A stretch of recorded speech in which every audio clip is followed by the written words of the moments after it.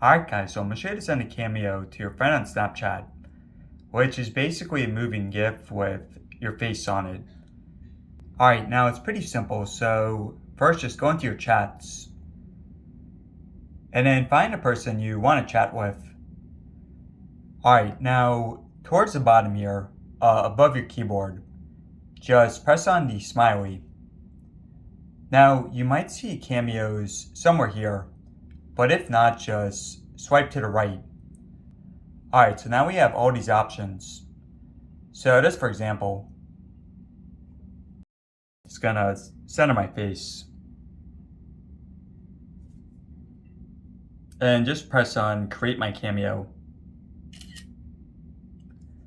And then just pick your gender.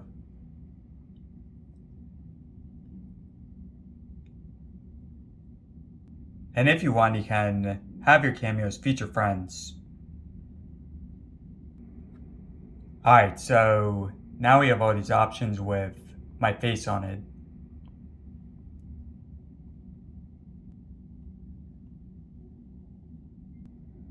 And hey guys, that's all there is to it.